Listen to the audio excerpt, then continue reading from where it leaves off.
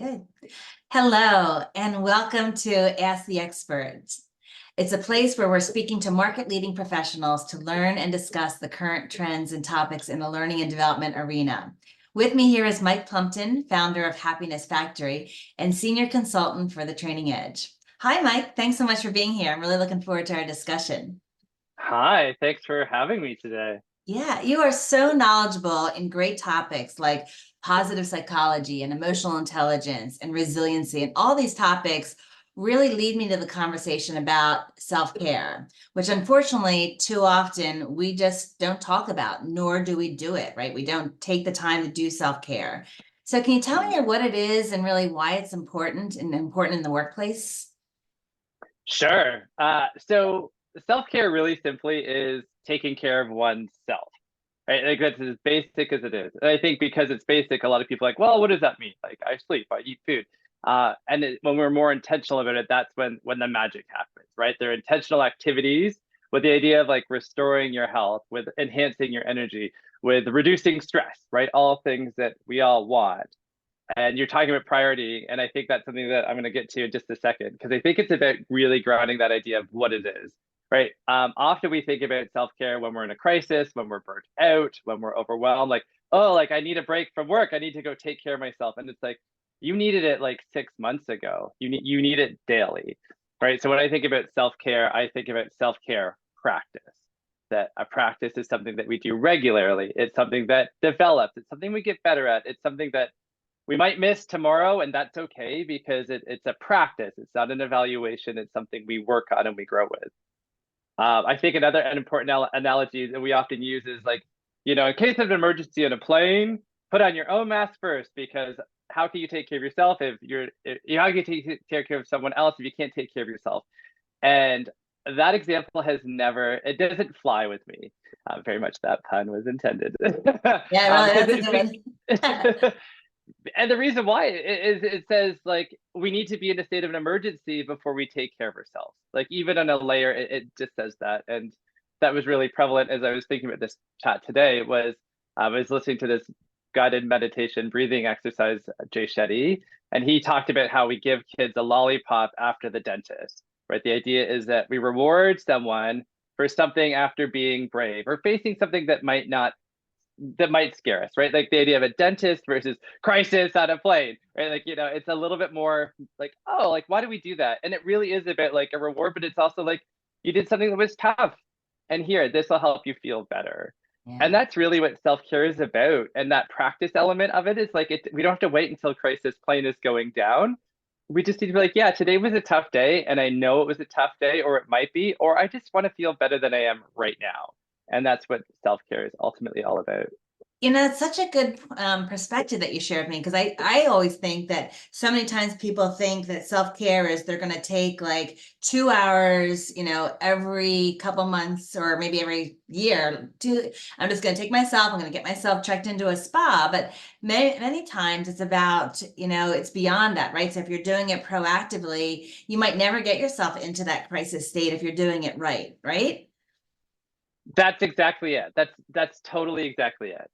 We should not normalize crisis. Crisis shouldn't be something that we expect to get to, every April around tax season, or when we're doing budget cuts, or even when like the workplace is going through a challenge. Like that should be like, oh, how interesting, how curious, because because we're taking care of ourselves regularly.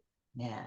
And so how does one get started? Let's say that they have that old perspective that self-care is more reactive than proactive. What are some of the tips that you can think of that gets people started? I think it is about pausing. It's about how am I feeling right now, right? It's like how's my body feeling, right? If my body isn't feeling well, we go to the doctor, right? If my mind is fuzzy today, if I'm noticing that this person's triggering me, like it's noticing kind of the errors already automatically. How do I tend to that? Like that's something that leads into the reactive element, but it's a great place to start because of like, oh, like I always come home and I take a bath. Like I always think self-care in a bath. Like people like self-care, glass of wine in a bath, which may or may not work for you. Um, it can be, right? That spa weekend's amazing, but may or Right. may not work for you. But I really think it's like pausing and noticing like what's showing up in my physical body, my energetic body, my spiritual body, my emotional body, and how can I take care of that, right? There's that permission to prioritize, especially in the workplace. We kind of, workplaces say they value wellness, yet when challenges fight, like it's like, oh, like take care of that on the weekend, or when you're on vacation, make sure you check your emails. Or my favorite one is like, I know your workday starts at 9, but can we have a meeting at 7?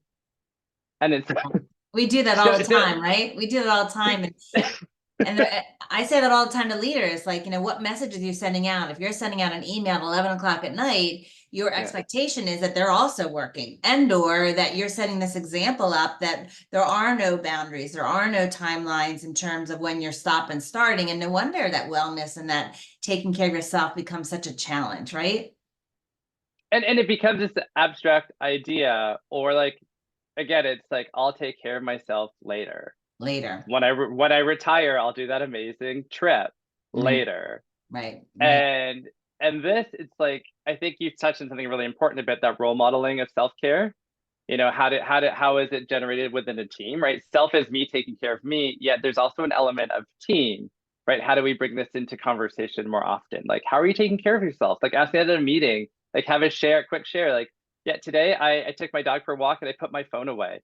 Great. You know what? I've always wanted to do that, right? So I think a great practice right off the bat is like, after work, take a 15-minute walk and lock your phone up.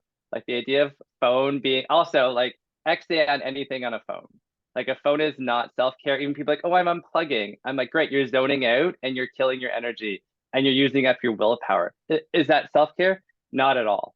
Right. Like that's like the worst thing you can do. But I'm scrolling and I'm catching, nope, like that's not caring, right? Yeah. Where we could be present. And that, again, that permission to prioritize it, I think is really, really valuable, because it's like, I give myself permission to do this. And I'll use an example, like a massage. We talked a little bit about that. So if you have a massage and then work happens, maybe you need to change it, but you don't cancel it, right? Like we often cancel our self-care, or we're like, oh, this came up at work, so I'm working till midnight. Versus like, yeah, we were supposed to go on a date. Instead of like, I'll get back to you, it's like, we're gonna go tomorrow night, and I'm protecting that. Right. Right. Because what's cool, and research shows, not just me and my little bubble, is when we are more well, we do more well. We're more creative, we're more constructive, we're more open to feedback, we're more present, and then the company, the workplace, the space, the person is going to excel so much more when people are well. Yeah, Um, and don't you think that something's always going to come up, right? Something always will happen. If you're waiting for the day where, you don't have any conflicting priorities or some competing priorities, that day is never going to happen. So it's a matter of when you're choosing yourself first, right? When you're mm, choosing that self-care, you're really celebrating the fact that I'm worthy, right? I'm worth it. And I'm also knowing that I have to carve this out because there's never going to be a day when there's other things don't exist. So. Absolutely. And that's where I'm all about. It's like one thing, right? It's a little bit. It's again, my dog just barked in the background. So I think of my dog, right? Like when I'm with my dog, I spend probably 10 minutes just watching her. And that sounds curious, but it's like it gets me present, it gets me neutral, it unpacks stressors. But I just kind of am present with one thing. Yeah. And even taking a nap, right? Nap is, a hot topic. Like kids do it for a reason, right? And as we get older, we get more tired.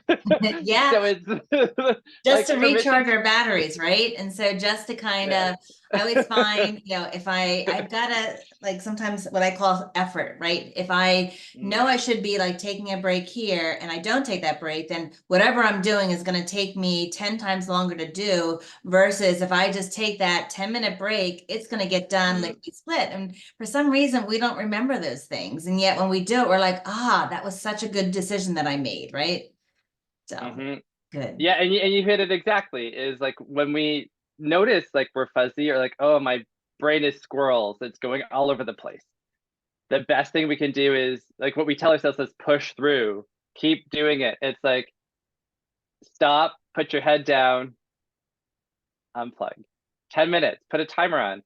And then it's amazing what our brain does. It chills out. You're deactivating some of like the senses. You can no longer, again, we're using naps, like, I'm not seeing anything. So my brain's just listening. Often we're not looking, like we're not processing anything. And then we come back and we're like, oh, I'm creative, I'm fresh, I'm full, I'm curious, and Yeah. that task gets done not just more efficiently and more effectively. Like Yeah. it's a way better outcome. Right. So I guess in the short time that we have left together with this conversation, and I could talk to you all day long about this, is what do you think some of the, like, I guess you said to pull back, take a fresh look at where either you're out of balance or just even, where you'd like to be, right? And then identifying your triggers in terms of knowing when your body, what I call, is out of your optimum range, where you either have Mhm. too much stress or maybe even not enough stress sometimes, right? That stress is Yeah. energy. And I guess, so what are the simple things you said, mentioned, take a walk, spend time with your pet, just take a nap, whatever. Are there any other tips and practices that will help us to kind of get started in self-care? Yeah, it's I could give you a whole list. Not probably helpful because it needs to be personalized. Yeah. Right? I think that's a really important thing is like it's kind of like going to the gym. Oh, I don't like going to the gym. Well, that doesn't mean you don't move movement. So maybe it's dancing, it's walking, it's you find your sense of movement. Something I think is really, and it's a different way of looking at self-care is emails, right? So any email that you say you're going to get back to later, delete it.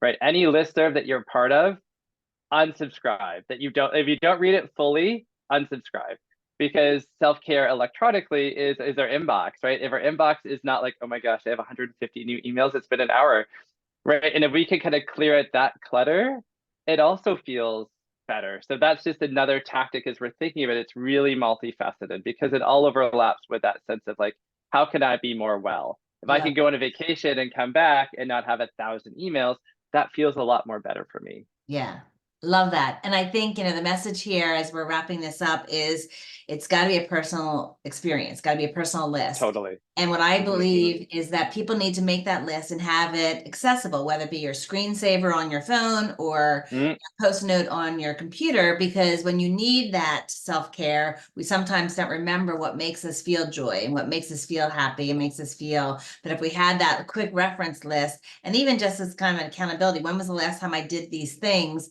That ongoing practice that helps you to create that self-care. So Yeah, thank you, Mike. it is the one little piece Yeah, I just want to add in there because you really hit on it. I will is just yeah, like and make it automatic, right? Like make that one thing like if as soon as we have to make a decision, it takes up energy and it's not useful. So again, it's like automatic. I wake up in the morning, I go to the gym. It's not a decision. Just do it. 10 minutes, 15, because I know it makes me feel better about myself.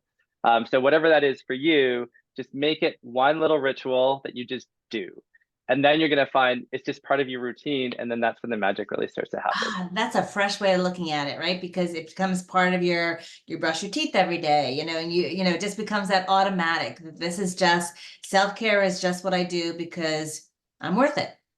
Yeah, I Yeah. love that. Well, thank you, Mike. So appreciative of this conversation and just what you do and the positive energy that you bring to every discussion that we have, as well as what you invest into your people that you work with. So thank you so much. Appreciate it. Thanks for having me. Yeah.